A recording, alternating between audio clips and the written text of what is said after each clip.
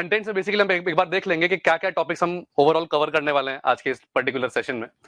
तो magnetic effects of current and moving charge, इसके अंदर ये सारे टॉपिक्स हैं। बायो-सावर्ट्स लॉ है ना, magnetic field due to various arrangements, current carrying loop as a magnet, gyromagnetic ratio, Ampere's circuital law, magnetic force on moving charge. तो ऐसे ये सारे टॉपिक्स हम पर्टिकुलरली इसके अंदर कवर करेंगे।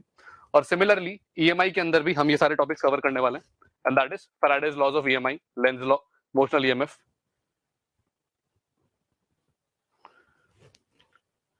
ठीक है, तो अब देखते जाओ, जैसे self induction, series LR circuit, mutual induction, cup, grouping of inductors and LC oscillations. ठीक है, तो चलिए स्टार्ट करते हैं, है ना।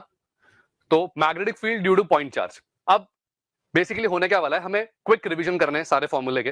ठीक है, तो इस पर्टिकुलर सेक्शन के अंदर बहुत सारे एक्सप्रेशंस हैं, बहुत सारे फॉर्मूले हैं, तो हम लाइन से फटाफट फॉर्मूलेस देखेंगे और उन फॉर्मूले पे बेस्ड अगर कुछ इंपॉर्टेंट बातें हैं या कुछ इंपॉर्टेंट क्वेश्चंस हैं उनको भी साथ साथ डिस्कस करेंगे। ठीक है, तो चलिए सबसे पहले ड्यू टू पॉइंट चार्ज। तो अगर एक moving charge, first thing we need to know, एक moving charge magnetic field produce करेगा और मूविंग चार्ज की वजह से मैग्नेटिक फील्ड का एक्सप्रेशन क्या बनता है वो हमें याद रखना है, and that is this one. ठीक है, q v sine theta upon r square mu naught upon 4 pi. ये जो आपका फॉर्मूला है ये स्केलर फॉर्म है, और अगर हमें वेक्टर फॉर्म में कुछ याद रखना है तो वो इस तरह का एक्सप्रेशन है।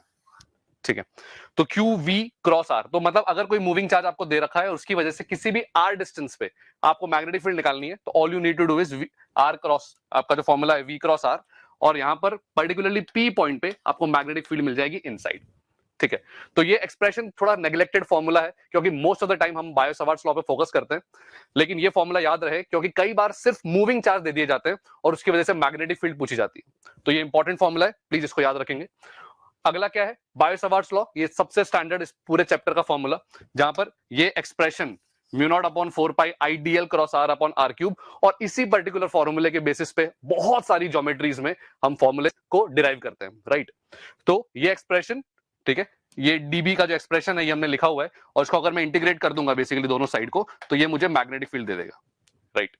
तो यहाँ पे जो डीएल वेक्टर है वो करंट की डायरेक्शन में लेना होता है, तो ये बायो-सावर्ट्स लॉ। अब इसके बेसिस पे जो अलग अलग ज्योमेट्रीज हैं, अब उन सभी ज्योमेट्रीज के अंदर अब हमें क्या करना है, फॉर्मूले हैं, और फॉर्मूलों को याद रखना है। एग्जाम के पहले फॉर्मूले अगर आपके टिप्स पे होंगे तो क्वेश्चन बहुत आसानी से बन जाएंगे।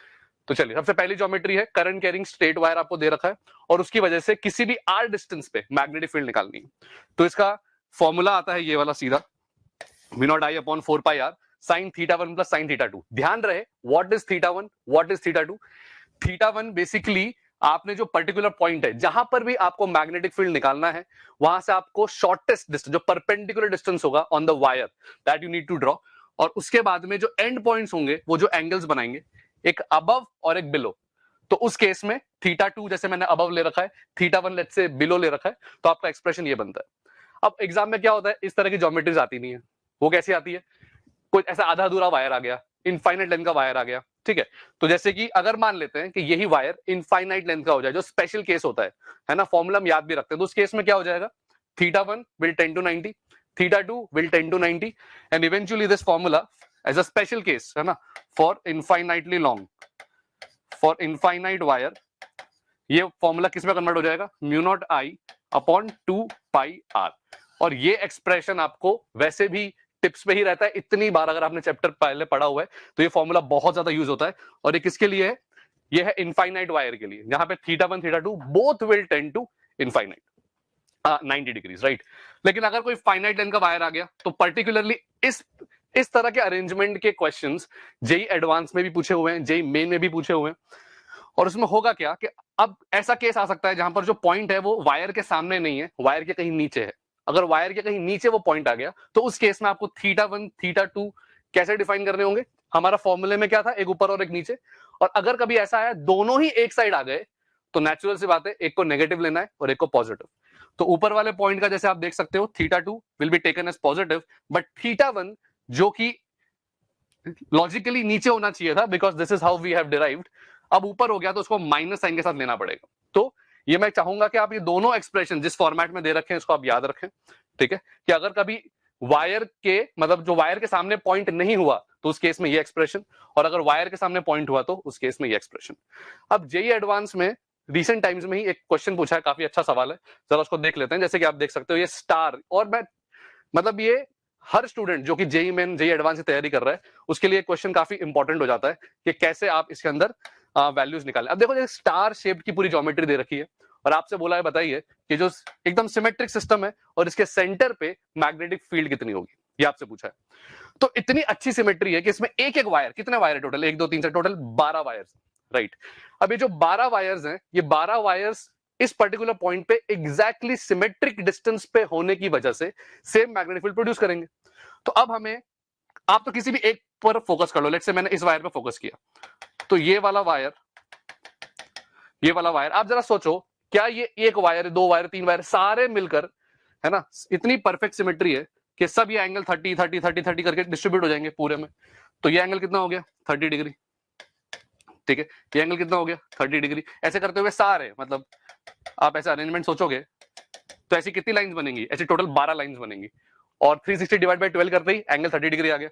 तो अब मुझे इस वायर की वजह से अगर इस पॉइंट पर मैग्नेटिक फील्ड मिल गई तो मुझे खाली 12 से मल्टीप्लाई करना है, that's what we need to do. तो अब इस पर्टिकुलर करंट, ये करंट आई दे रखा है, इस वायर की वजह से इस पर्टिकुलर पॉइंट पे मैग्नेटिक फील्ड लिखने के लिए मुझे सिर्फ एंगल्स चाहिए और परपेंडिकुलर डिस्टेंस चाहिए, ठीक है।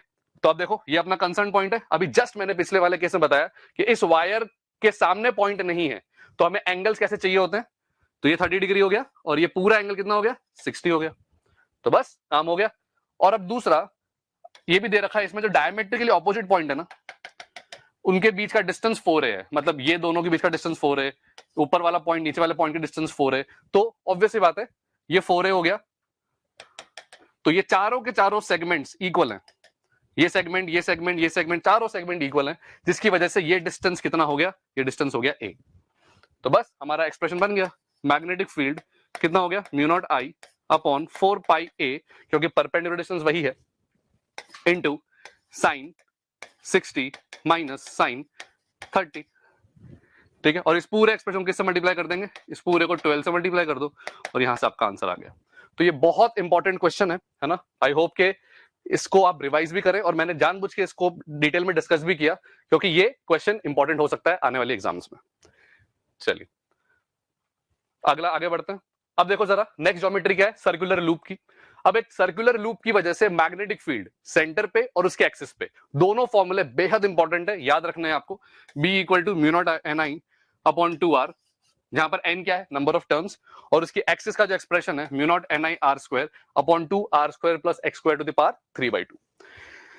n को हम कैसे बताते हैं, नंबर ऑफ टर्न्स, मतलब बेसिकली कितनी लेंथ है अपॉन 2πr, ठीक है। अगर मान लो 2 टर्न है तो लेंथ कितनी हो जाएगी 4πr डिवाइड बाई 2πr। तो लेंथ l क्या है, लेंथ ऑफ लूप, और n को आप डिफाइन कर सकते हो l अपॉन 2πr से, ठीक है। तो ये फॉर्मूला याद रखें, ठीक है। अब इस पर बेस्ड भी एक काफी अच्छा क्वेश्चन है, इसको जरा देख लेते हैं कि अब ऐसे एक स्पाइरल दे रखा है आपको, है ना, और स्पाइरल की वजह से आपसे बोला है बताओ सेंटर पर मैग्नेटिक फील्ड इंडक्शन कितना होगा। अब सेंटर में मैग्नेटिक फील्ड निकालना है तो एक टर्न की वजह से तो पता है, लेकिन अब प्रॉब्लम क्या है, सब में करंट भी सेम है, लेट्स से करंट सब में आई है। तो अब यहां से क्या करना पड़ेगा, किसी x डिस्टेंस पे dx थिकनेस की एक छोटी सी रिंग मैंने इमेजिन कर ली, छोटा सा एरिया कंसीडर कर लिया। अब प्रॉब्लम क्या है ना, इस छोटे से एरिया के अंदर, इस छोटे से एरिया में करंट तो आई फ्लो कर रहा है, लेकिन नंबर ऑफ टर्न्स इस छोटे से dx लेंथ में कुछ अलग होंगे। तो बस खाली हमें वो नंबर ऑफ टर्न्स लिखने हैं। तो कैसे लिखेंगे, मान लेते हैं कि इसकी वजह से फॉर्मूला क्या होता है mu naught I upon 2x, ये तो मैग्नेटिक फील्ड हो गया इसकी वजह से, और कितने टर्न्स आएंगे इसके अंदर, तो नंबर ऑफ टर्न्स हो जाएंगे n upon b minus a into dx, क्योंकि कैपिटल n टर्न्स किसमें है, ये रेडियस a है, ये रेडियस b है, तो n टर्न्स इतने में थे, तो इस dx में कितने आएंगे, तो इतने टर्न्स आएंगे। इसको आप इंटीग्रेट कर दो तो आंसर इजीली सेंटर पे आ जाएगा, ठीक है। इंपॉर्टेंट प्रॉब्लम है। चलिए आगे बढ़े। अब क्या है, current carrying loop as a magnet. अब ये बहुत इंटरेस्टिंग है, ये हमने पढ़ा भी है पास्ट में कि लूप, जो करंट कैरिंग लूप होती है उसको हम एज अ मैग्नेट ट्रीट कर सकते हैं, बिकॉज जो मैग्नेटिक फील्ड लाइंस होती है ना करंट कैरिंग लूप की वजह से, और जो मैग्नेट की मैग्नेटिक फील्ड लाइंस होती है एग्जैक्टली सिमिलर होती है, मतलब काफी सिमिलैरिटी है ना। और वो सिमिलैरिटी होने के चक्कर में क्या हो गया, जो एक्सप्रेशन था हमने, जो मैग्नेटिक फील्ड का एक्सप्रेशन बनाया था रिंग की वजह से, उसको मैं अगर ये कंडीशन यूज कर लूं, कौन सी, कि जो कंसिडर्ड पॉइंट है वो काफी दूर है, तो ये एक्सप्रेशन मतलब eventually comes out to be this, ठीक है। और 2 mu naught upon 4 pi I n, और ये जो एक्सप्रेशन बचाना ऊपर, इसी को हम बोलते हैं मैग्नेटिक मोमेंट। इसी को हम क्या बोलते हैं? Magnetic moment. तो मैग्नेटिक मोमेंट ऑफ लूप को कैसे बोल देंगे? सर्कुलर था तो I n pi r square, कोई रैंडम शेप का होगा तो भी formula is valid, I n into capital A कर देंगे। ठीक है, चलिए। तो अब नेक्स्ट आता है जैसे गायरोमैग्नेटिक रेशियो। अब ये इस पर बेस्ड जेई मेन में बहुत रीसेंट टाइम्स में भी क्वेश्चन पूछे हुए हैं। और क्या चीज है गायरोमैग्नेटिक रेशियो? किसी भी सिस्टम पार्टिकल्स का मैग्नेटिक मोमेंट और at the same time angular momentum का रेशियो है। और ऐसा पाया गया क्लासिकली कि यूनिफॉर्मली चार्ज, अगर बॉडीज यूनिफॉर्मली चार्ज है और यूनिफॉर्मली डेंस्ड है, तो gyromagnetic ratio is constant and is given as this. अब इस फॉर्मूले का बहुत अच्छा यूज हो जाता है। कई बार क्वेश्चन आ जाते हैं कि मान लेते हैं पूरी रॉड है ना, जिस पर कैपिटल क्यू चार्ज है, यूनिफॉर्मली डिस्ट्रीब्यूटेड है। ठीक है, कैपिटल क्यू चार्ज है यूनिफॉर्मली, और ये लेट्स से ओमेगा से घूम रही है, एक रॉड ओमेगा से घूम रही है, और बोलेगा इसका मैग्नेटिक मोमेंट बताओ। अब मैग्नेटिक मोमेंट बताना है इस पर्टिकुलर रॉड का, तो अभी तो हमने फॉर्मूला देखा था करंट इनटू एरिया, लेकिन यहाँ पे तो कोई करंट नहीं है। लेकिन अगर एक चार्ज सर्कल में घूम रहा है कंटिन्यूअसली, तो वो एक इक्विवेलेंट करंट की तरह बिहेव करता है, और उस केस में आप इसका मैग्नेटिक मोमेंट डिफाइन कर सकते हो। तो एक तरीका तो हो गया जहां पर आप करंट और एरिया प्रॉपर इंटीग्रेट करके निकालो, लेकिन हमें पता है कि एक छोटी सी ट्रिक है, क्योंकि ये कांस्टेंट आएगा हमेशा। तो what I can do is simply, मुझे अगर मैग्नेटिक मोमेंट निकालना भी है, तो इस टोटल चार्ज Q है, इसका मास लेट्स से M है, M क्या है यहाँ पे? मास। ठीक है, Q/2m into angular momentum. Angular momentum एक रोटेटिंग रॉड का कितना होता है? ml²/12। तो बस यहां से आप सीधे सीधे M से M कट जाएगा, और यहां से आपका एक्सप्रेशन कैपिटल M का डायरेक्ट आ जाएगा। तो ये एक्सप्रेशन को याद रखो, कभी भी कोई रोटेटिंग सिस्टम का मैग्नेटिक मोमेंट मांगेगा तो आप इस रेशियो को यूज करके फटाक से निकाल सकते हो। चलिए, नेक्स्ट है सोलेनॉइड एज अ स्ट्रक्चर। इसकी वजह से मैग्नेटिक फील्ड क्या आती है? तो पहली बात, सोलेनॉइड के अंदर हर जगह पे हम ये मान लेते हैं कि मैग्नेटिक फील्ड यूनिफॉर्म है, और वो तभी हो सकती है जब वो आइडियल सोलेनॉइड होगा। मतलब आइडियल सोलेनॉइड का मतलब लेंथ बहुत ज्यादा होनी चाहिए उसके करस्पॉन्डिंग रेडियस से। तो बी ऑन एक्सिस का जो एक्सप्रेशन है, अगर मान लो कि लेंथ बहुत ज्यादा बड़ी नहीं है और आपको फाइनाइट लेंथ का ही एक सोलेनॉइड दे रखा है, तो उस केस में जो आपका एक्सप्रेशन है वो ये आएगा, mu naught ni/2 cos θ1 minus cos θ2। ध्यान रहे θ1 और θ2 कैसे डिफाइन किए हैं। θ1 इस पर्टिकुलर एज से है और θ2 इस पर्टिकुलर एज से है, लेकिन दोनों सेम सेंस में ही है, दोनों क्लॉकवाइज सेंस में ही डिफाइन किए हैं, ये θ1 और ये θ2।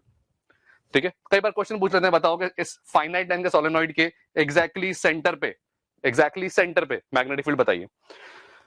तो बस कुछ भी नहीं है, ये फॉर्मूला हम यूज करेंगे। यहां पर ध्यान रखने वाली बात है, स्मॉल n जो है ये नंबर ऑफ टर्न्स नहीं है, ये number of turns per unit length है, number of turns per unit length. और जो कैपिटल N होता है ना, ट्रेडिशनली जो कैपिटल N यूज करते हैं वो क्या होता है? Number of turns. चलिए, तो ये एक्सप्रेशन बिल्कुल आप याद रखो, है ना। चलिए, अब B due to hollow current carrying infinitely long cylinder, थोड़ा उसी में अगर मैं जो एक्सप्रेशन आ गया, अब अगर इसी को थोड़ा सा एक छोटी बात और बता दूं इसमें कि θ1 और θ2, अगर मान लेते हैं कि इफ अगर लेंथ बहुत ज्यादा बड़ी हो जाती है, किससे? रेडियस से। लेंथ अगर बहुत ज्यादा बड़ी हो जाती है रेडियस से, तो उस केस में θ1 will tend to almost 0, θ2 will tend to almost pi. तो cos 0 की वैल्यू 1 हो जाएगी, cos पाई की वैल्यू -1 हो जाएगी, and this entire expression magnetic field will be straight away mu naught ni। ठीक है, तो ये म्यू नॉट ni का एक्सप्रेशन आपको याद रखना है, और ये बिल्कुल ध्यान रखना कि ये फॉर्मूला तभी वैलिड है when solenoid is ideal or when length of the solenoid is much greater than the radius। चलिए, अब B due to hollow current carrying infinitely long cylinder। ठीक है, ये इसका डेरिवेशन एक्चुअली एम्पियर लॉ से होता है, लेकिन अभी क्योंकि हम सारी ज्योमेट्रीज को एक साथ कवर कर रहे हैं, तो ये फॉर्मूले आपको याद रख लेने हैं। इनफाइनाइटली लॉन्ग, अगर आपके पास हॉलो सिलेंडर दे रखा है, तो please be aware of this कि वो बाहर किसी भी पॉइंट के लिए एक सेंटर पे रखे हुए, उसके एक्सिस पे रखे हुए एक इनफाइनाइटली लॉन्ग वायर की तरह ही बिहेव करता है, और उसका एक्सप्रेशन है म्यू नॉट I/2πr। ठीक है, यह भी हमने बताया भी था, जहां पे θ1 θ2 को इनफाइनाइट पे टेंड किया था, और अंदर किसी भी पॉइंट पे मैग्नेटिक फील्ड क्या होता है? 0। तो हॉलो सिलेंडर के अंदर कोई मैग्नेटिक फील्ड नहीं होता, बाहर कितना होता है? Mu not I/2πr। You should remember this. Similarly अगर मैं एक solid infinite current carrying cylinder की बात करूं, तो उस केस में बाहर तो सेम ही मैग्नेटिक फील्ड आएगी, जैसे कि एक इनफाइनाइटली लॉन्ग वायर की वजह से आती है, and that is mu naught I/2πr। ठीक है, तो केस 1, मतलब अगर मैं रेडियस को छोटा ले लेता हूं, मतलब कोई पॉइंट इनसाइड में ले लेता हूं तो वो एक्सप्रेशन कुछ भी नहीं है, वही आएगा। और ये अगर करंट डेंसिटी के फॉर्म में डिफाइन करेंगे तो ये इनसाइड वाले में तो करंट डेंसिटी के फॉर्म में mu naught J cross r by two, और आउटसाइड के लिए आप देखो फिर से वही एक्सप्रेशन है पुराना, mu naught I upon 2πr। ठीक है, ये बहुत इंपॉर्टेंट एक्सप्रेशन है, बहुत इंपॉर्टेंट फॉर्मूला है कि magnetic field mu naught J cross r by two, ये सॉलिड सिलेंडर के अंदर किसी भी पॉइंट पे ये मैग्नेटिक फील्ड होती है। ठीक है, और इसी पे बेस्ड जेई मेन में या एडवांस में एक इस तरह के प्रॉब्लम आते हैं। जैसे देखो जरा आपके सामने मैंने क्या बता रखा है कि अगर एक मैग्नेटिक फील्ड इनसाइड, अब सॉलिड सिलेंडर के अंदर एक कैविटी कर रखी है, सॉलिड सिलेंडर अभी हमने देखा फॉर्मूला क्या आया था, mu naught J cross r by two. अब अगर सॉलिड सिलेंडर में कैविटी कर रखी है तो ऐसे प्रॉब्लम्स के अंदर हमें याद रखना है कि वो मैग्नेटिक फील्ड इस पूरे कैविटी के अंदर एक तो यूनिफॉर्म आती है, करना कुछ नहीं होता। जैसे मान लेते हैं कि ये पूरा प्लस जे डेंसिटी है और इसके अंदर भी प्लस जे और क्या कर लेते हैं माइनस जे डेंसिटी मान लेते हैं। सुपरपोजिशन प्रिंसिपल यूज करके एक बड़ा सा सॉलिड सिलेंडर, एक छोटा सा सॉलिड सिलेंडर, और उनकी वजह से, दोनों की वजह से सुपरपोज करके मैग्नेटिक फील्ड लिखते हैं। तो म्यू नॉट जे, एक बार देखो क्या लिखा हुआ है, mu naught J cross AP.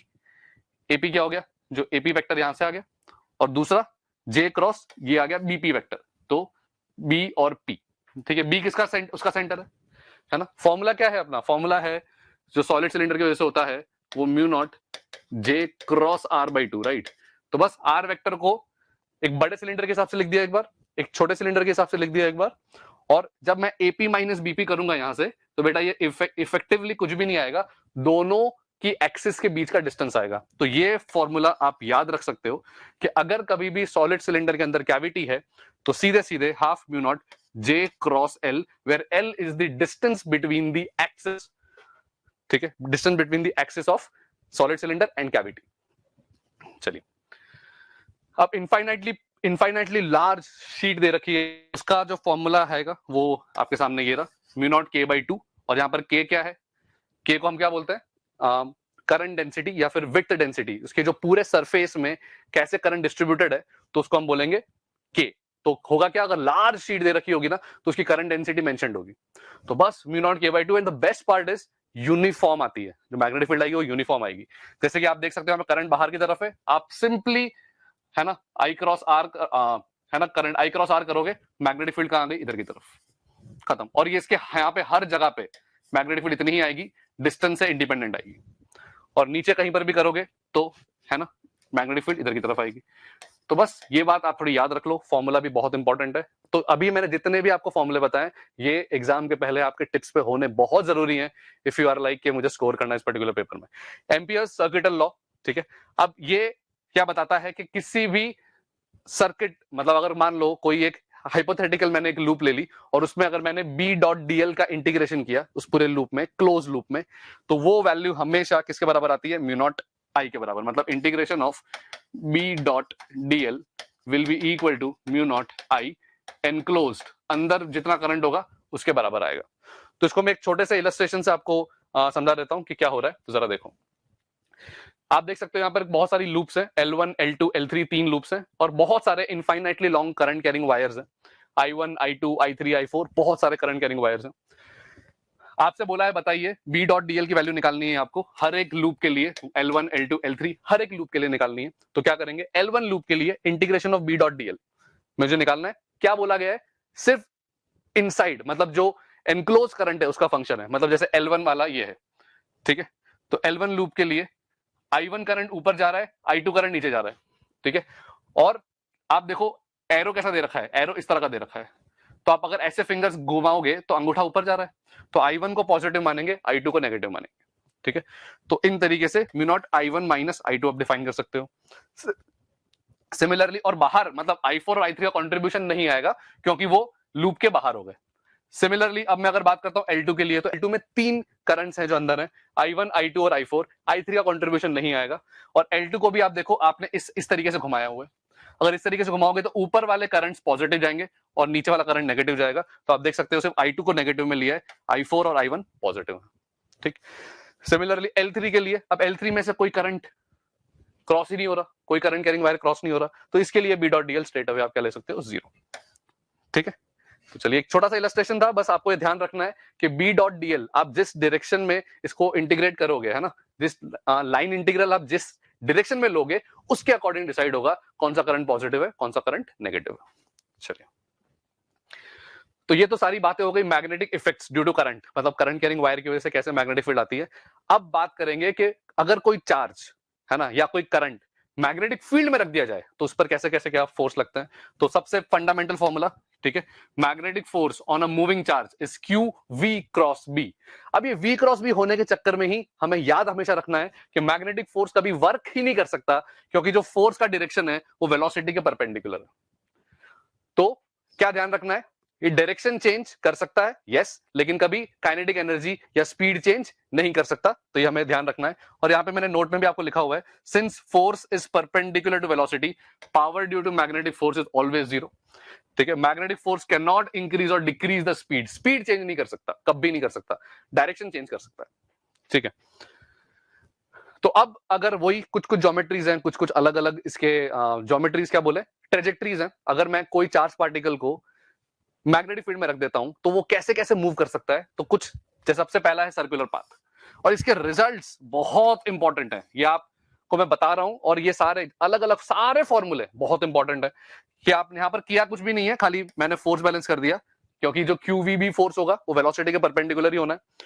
और ये कब होगा कि अगर मैग्नेटिक फील्ड यूनिफॉर्म है और इनिशियल वेलोसिटी और जो वेलोसिटी है और मैग्नेटिक फील्ड परपेंडिकुलर है, तो उस केस में आप देखोगे जो पाथ बनेगा वो सर्कुलर बनेगा, और उसका जो रेडियस आता है वो ये है। और ये पूरा एक्सप्रेशन बहुत इंपॉर्टेंट है, mu/qb, use the speed, magnetic field external magnetic field है, मास और चार्ज।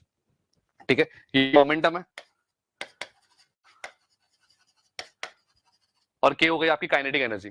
ठीक है, और at the same time since मुझे पता है कि v ओमेगा r के बराबर है, और ओमेगा को मैं इस तरीके से भी लिख सकता हूं qb/m, तो ध्यान रहे हमेशा कि टाइम पीरियड का एक्सप्रेशन बहुत इंपॉर्टेंट है, और ये इंडिपेंडेंट ऑफ वेलोसिटी है, इंडिपेंडेंट ऑफ वेलोसिटी। तो टाइम पीरियड स्पीड से इंडिपेंडेंट है, तो ये कुछ इंपॉर्टेंट बातें है ना, एक्सप्रेशंस फॉर्मूलेज याद रखने हैं, और टाइम पीरियड वेलोसिटी से इंडिपेंडेंट होता है, ये बात याद रखो। चलिए नेक्स्ट, हेलिकल पाथ। अब हेलिकल पाथ कब हो सकता है, वापस मैग्नेटिक फील्ड को तो यूनिफॉर्म होना है, लेकिन इस बार अगर इनिशियल वेलोसिटी और मैग्नेटिक फील्ड में एंगल 0 या 180 नहीं होना चाहिए, कोई एंगल होना चाहिए। अगर कुछ ऐसा एंगल आ गया तो उस पर्टिकुलर केस में जो पाथ बनेगा वो बनेगा हेलिकल पाथ। तो जरा देखो, तो वेलोसिटी और मैग्नेटिक फील्ड के बीच में आप देख सकते हो कुछ एंगल है थीटा, तो उसको मैंने वेलोसिटी के दो कंपोनेंट्स कर दिए, v sin theta v cos theta. Now magnetic field की वजह से कभी भी v cos थीटा वाले कंपोनेंट की वजह से फोर्स लगेगा नहीं, क्योंकि क्रॉस b है फोर्स हमेशा, और v और p पैरेलल, तो v cos थीटा की वजह से तो फोर्स लगेगा नहीं, v sin थीटा की वजह से लगेगा। तो v sin थीटा के चक्कर में तो ये सर्कल घूमेगा, और v cos थीटा के चक्कर में वो आगे भी जाएगा। तो अब जब सर्कल में भी घूमेगा आगे भी जाएगा, तो आप देखोगे इस तरह का हेलिकल पाथ बनता है। और इस हेलिकल पाथ के अंदर एक पिच नाम की एक चीज होती है, जो कि कुछ भी नहीं है कि वापस जिस जगह से जिस पॉइंट से स्टार्ट किया था है ना, उसी एक्सिस पे वापस कब आके हिट करेगा, उसको बोलते हैं पिच। तो पिच अल्टीमेटली क्या हो जाएगा, इधर की डायरेक्शन में वेलोसिटी, और जितनी देर में घूम कर आएगा टाइम पीरियड, तो v cos theta into time period, और इसी को हम क्या बोलते हैं, पिच ऑफ हेलिक्स। और time period that we already know, वो तो स्पीड से इंडिपेंडेंट है, अगर मैग्नेटिक फील्ड में है तो वो कितना आएगा, 2πm/qb स्ट्रेट अवे। ठीक है, तो कैपिटल डी का वैल्यू डाल सकते हो सीधे सीधे। दूसरा, रेडियस इन वाईजेड प्लेन है ना, जो वाईजेड प्लेन में जैसे एक्स एक्सिस में तो मूव कर रहा है, लेकिन वाईजेड प्लेन से अगर यहां से देखोगे तो सर्कल बन रहा है, करेक्ट। वो जो सर्कल का जो रेडियस होगा वो आप ऐसे निकाल सकते हो, और वो रेडियस को आप याद रख सकते हो mv sin theta upon qb। अब मैंने आपके सामने वो वाईजेड प्लेन का डायग्राम भी बना रखा है ना, और उसमें होगा क्या कि वो अपने हिसाब से v sin थीटा की स्पीड से सर्कल में घूम रहा है। और ये भी ध्यान रखना है कि साथ साथ में बाहर भी आ रहा है, बाहर तो आ रहा है, लेकिन मैंने सिर्फ वाईजेड प्लेन का डायग्राम बनाया। तो इस वाईजेड प्लेन के डायग्राम में अगर ये v sin थीटा से घूमेगा, तो यहां पर कुछ भी नहीं करना, मुझे vx, vy, xyz सबके कोऑर्डिनेट्स लिखने चाहिए। ये जेई एडवांस के लिए भी काफी इंपॉर्टेंट हो सकता है। तो y की वैल्यू कितनी आएगी, जैसे देखो ये डायग्राम के अंदर y की वैल्यू कितनी आएगी, रेडियस r, ठीक है, r sin बीटा सीधा। ठीक है, eight the same time velocity in y direction, तो v sin थीटा का ये वाला कंपोनेंट। ठीक है, एंगल सारे नोन है, ये बीटा है, ये बीटा है, तो इधर की तरफ भी क्या आ जाएगा, ये भी बीटा आ जाएगा, तो v sin theta cos beta है ना। तो ये सारे रिजल्ट्स, वैसे ही z कोऑर्डिनेट कितना आएगा, तो z कोऑर्डिनेट यहां से निकलेगा, मेजर यहां से करना है, तो z coordinate r minus r cos beta, क्योंकि वो माइनस z में है इसलिए माइनस लगाया।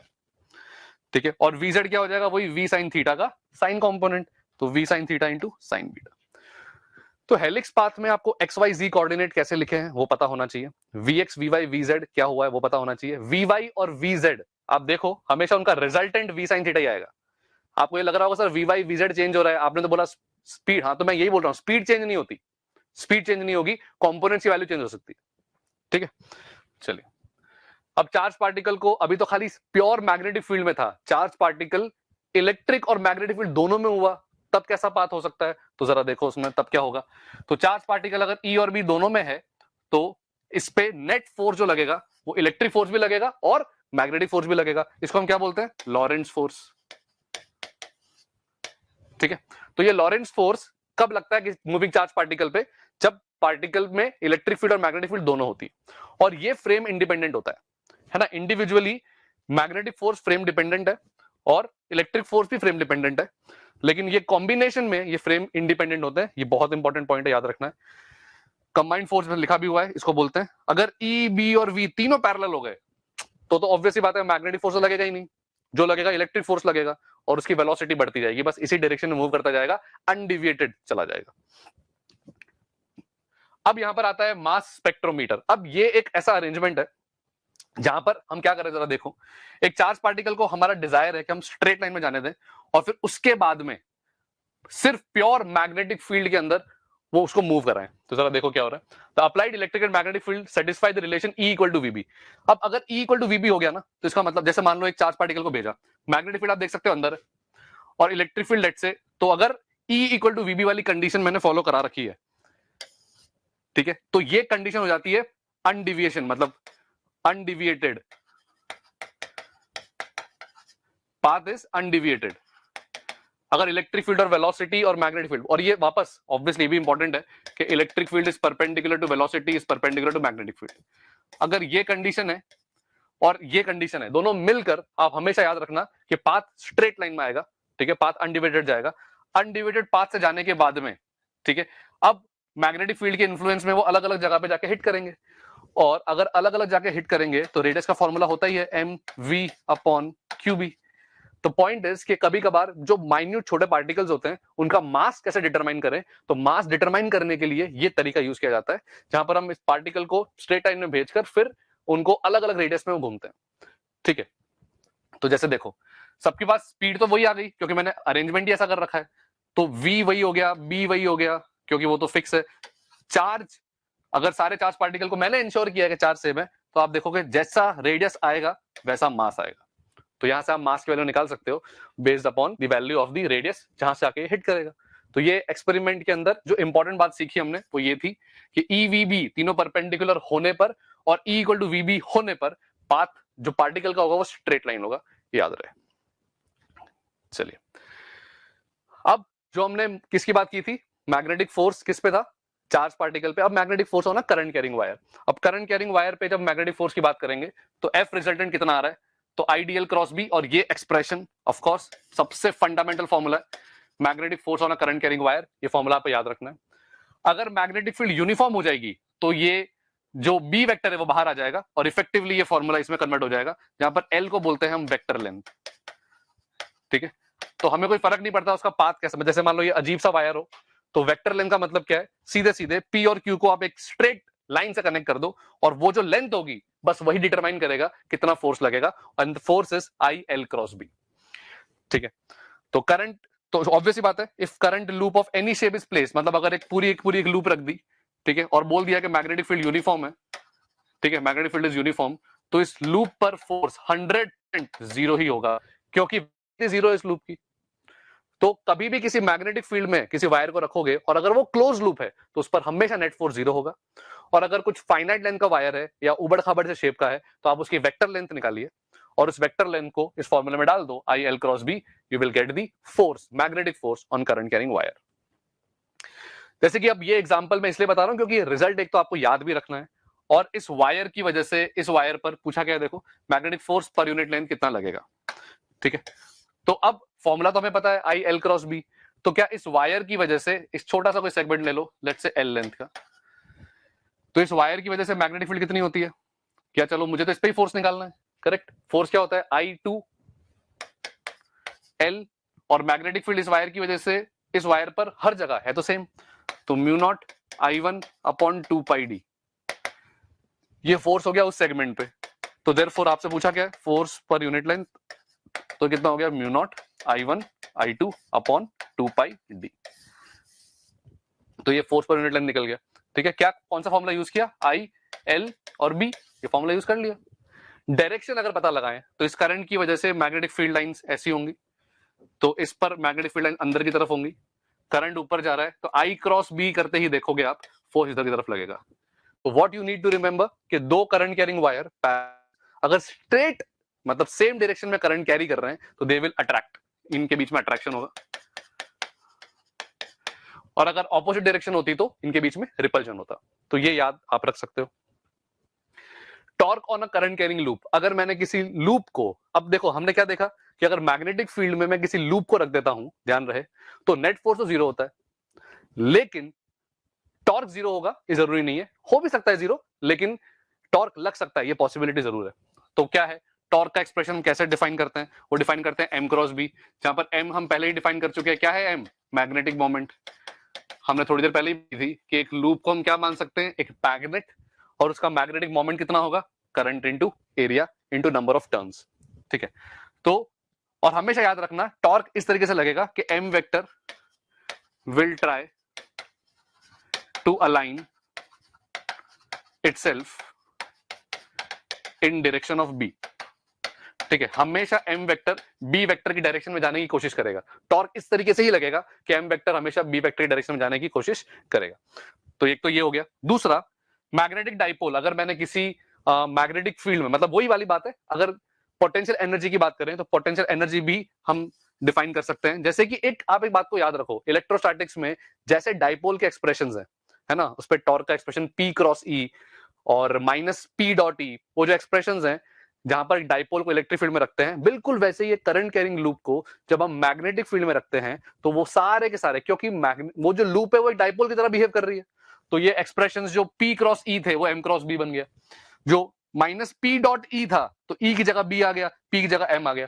तो ये फॉर्मूले आप याद रखो, और आप खाली उन प्रॉब्लम्स को, सारे प्रॉब्लम्स जो भी लूप के आते हैं इन मैग्नेटिक फील्ड, आप उसको लिटरली इलेक्ट्रिक फील्ड और डाइपोल को अज्यूम करके सॉल्व कर सकते हो। वहां पर सिर्फ इतना याद रखना कि जो वहां पर P हुआ करता था वो यहां पर M हो जाएगा, जो वहां पर E हुआ करता था वो यहां पर B हो जाएगा, और जो वहां पर K हुआ करता था वो यहां पर म्यू नॉट अपॉन 4 पाई हो जाएगा। बस इन चीजों से आपके वो सारे expressions, dipole in electric field और current carrying loop in magnetic field, symmetry आ जाएगी, सेम आ जाएंगे, और प्रॉब्लम्स आप सॉल्व कर पाओगे।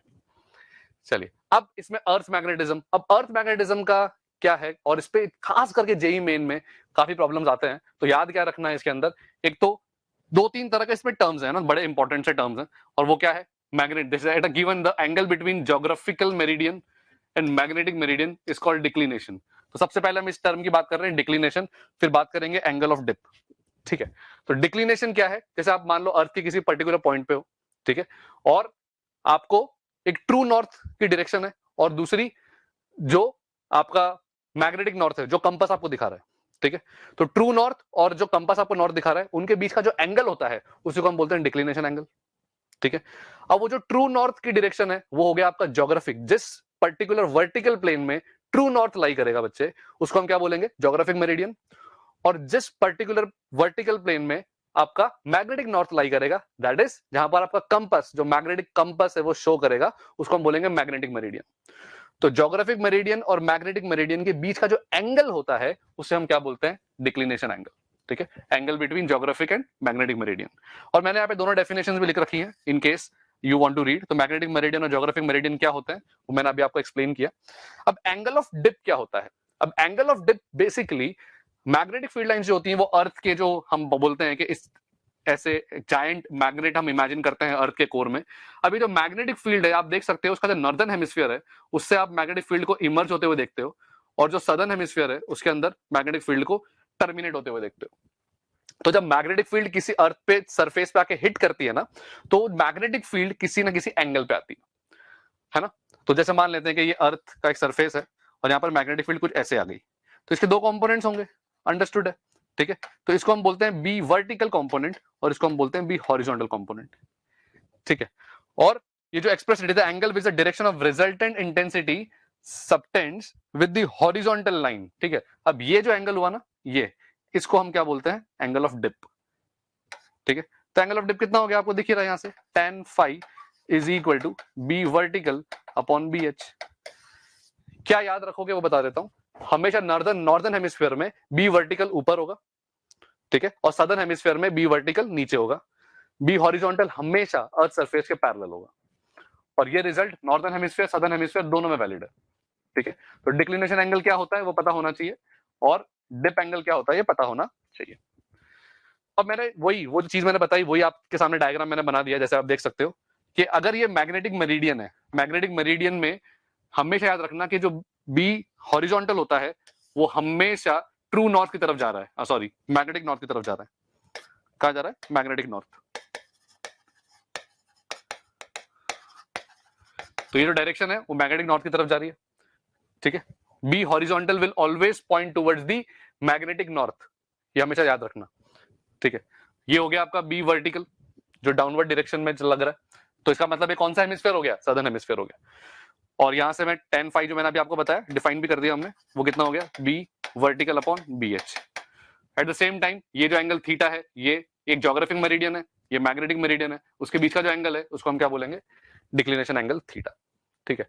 अब मैग्नेटिक कंपास की अगर बात करें, अगर मैग्नेटिक कंपास को मैंने, है ना, हॉरिजॉन्टल रखा हुआ है तो क्या वो हमेशा मैग्नेटिक मेरिडियन में पॉइंट करेगा, सही बात है। और अगर मान लो मैंने वर्टिकल प्लेन में रख दिया, तो मैग्नेटिक मेरिडियन के वर्टिकल प्लेन में रख दिया तो वो हमेशा कहां पॉइंट करेगा, in the direction of B earth, जो एक्चुअली ओरिजिनल होगी बी अर्थ के डायरेक्शन। तो मतलब है ना, कंपास का हमेशा याद रखो कि जो नीडल होती है वो हमेशा नेट मैग्नेटिक फील्ड की डायरेक्शन में पॉइंट करती है, ऑलवेज रिमेंबर दिस, ठीक है।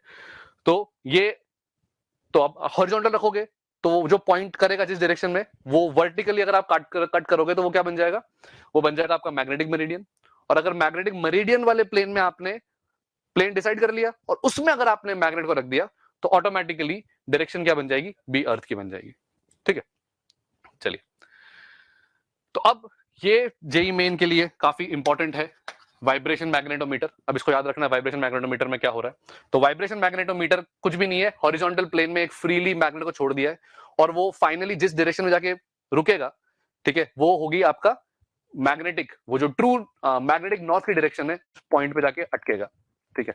तो टाइम पीरियड इन केसेस में कितना आता है, 2π√I/MBH। अगर और क्या करते हैं हम, फ्रीली छोड़ दिया मैग्नेट को और उसको हल्का सा पुश करके छोड़ देंगे तो वो ऑसिलेट करेगा, तो उसका हम टाइम पीरियड निकाल सकते हैं। और वो टाइम पीरियड एक डाइपोल है, एक डाइपोल मैग्नेटिक फील्ड में कैसे बिहेव करेगा, जैसे एक डाइपोल इलेक्ट्रिक फील्ड में करता था, करेक्ट। तो मैग्नेटिक डाइपोल ही तो है, तो उसका जो टाइम पीरियड आता है वो 2π√I/MBH आता है। कैपिटल M ध्यान रहे उसका मैग्नेटिक मोमेंट है, BH is the horizontal component of earth, total magnetic field नहीं है, हॉरिजॉन्टल कंपोनेंट ऑफ अर्थ, ठीक है। तो जैसे कि क्वेश्चन है, if the dip circle is set at 45 degree to the magnetic meridian then the apparent dip is 30 degree. अब इसके अंदर ना ये क्वेश्चन मैंने इसीलिए लिया है कि अपैरेंट डिप का एक कॉन्सेप्ट समझ में आए। तो जैसे मान लो कि मैग्नेटिक मेरिडियन में मैंने कंपास को रखा है तो वो ट्रू डिप दिखाएगा, लेकिन अगर मैंने किसी और प्लेन में रख दिया तो वो ट्रू डिप नहीं दिखाएगा, ठीक है। तो उस केस में अपैरेंट डिप जो होती है tan 30 डिग्री आपको दे रखा है, इसमें क्या होगा, B vertical upon B H dash, हमेशा याद रखना कितना हो गया, बी एच डैश। तो अब tan 30 equal to B vertical upon, क्योंकि बी एच तो कहां होगा, हमेशा मैग्नेटिक मेरिडियन में, और आपने किसी और प्लेन में वर्टिकली, डिप सर्कल वर्ड से आप कंफ्यूज मत होना, ये कुछ भी नहीं है, it is just simply a compass in vertical plane, simply a compass in vertical plane, ठीक है। तो आपने इस प्लेन की जगह इस प्लेन में रख दिया तो बस हो गया काम। उसमें क्या हो गया, बीएच का एक कंपोनेंट आएगा उस केस में, तो कितना आ जाएगा, B H dip circle is set at 45 degree to magnet, तो बीएच कॉस 45 डिग्री, ठीक है। tan 30 आपको दे ही रखा है अपैरेंट डिप उस पर्टिकुलर केस में, और मुझे तो ट्रू डिप निकालना है, tan theta is equal to वो कितना होना चाहिए, वो होना चाहिए बीवी अपॉन बीएच। तो यहां से बस आप डायरेक्ट रेशियो ले लो तो कितना बन जाएगा, 1/√3 tan theta is equal to B vertical उड़ जाएगा, बीएच भी उड़ जाएगा, और डिनोमिनेटर में cos 45 आ जाएगा upon 1, as you can see. तो क्या यहां से मुझे tan थीटा मिल जाएगा, यस। तो यहां से आपको ट्रू डिप मिल जाएगा, यही आपका क्वेश्चन था। चलिए, अब मैग्नेटिक प्रॉपर्टीज ऑफ मैटर, कि मैटर में कैसी अलग अलग मैग्नेटिक प्रॉपर्टीज होती हैं, जरा उस पर ध्यान दे लेते हैं। डायमैग्नेटिज्म, पैरामैग्नेटिज्म और फेरोमैग्नेटिज्म, तीन तरह की प्रॉपर्टीज हैं। जेई मेन के लिए बहुत इंपॉर्टेंट है, ध्यान रखना है हो क्या रहा है। तो डायमैग्नेटिज्म एक ऐसा सिस्टम है जहां पर याद क्या रखोगे, एटम के अंदर मैग्नेटिक जीरो होता है, एटॉमिक लेवल पे मैग्नेटिक मोमेंट जीरो, पहला पॉइंट। अगर ऐसे सब्सटेंसेस हमेशा बाहर से आने वाली मैग्नेटिक फील्ड को अपोज करते हैं, ठीक है, हम ये सब्सटेंस ऐसे हैं जो कि हमेशा वीकर मैग्नेटिक फील्ड की तरफ जाने की कोशिश करेंगे, स्ट्रॉन्गर मैग्नेटिक फील्ड से दूर जाएंगे और वीकर मैग्नेटिक फील्ड की तरफ जाएंगे। ये हर सब्सटेंस में प्रेजेंट होती है, यूनिवर्सल प्रॉपर्टी है, किसी सब्सटेंस में ज्यादा होती है, किसी सब्सटेंस में कम होती है, ठीक है। और इनके जो एग्जांपल्स हैं, बिस्मथ, कॉपर, खास करके कॉपर एज ए एग्जांपल याद रखना है, copper is a diamagnetic substance. Super conductors जो होते हैं वो सबसे परफेक्ट डायमैग्नेटिक सब्सटेंसेस माने जाते हैं।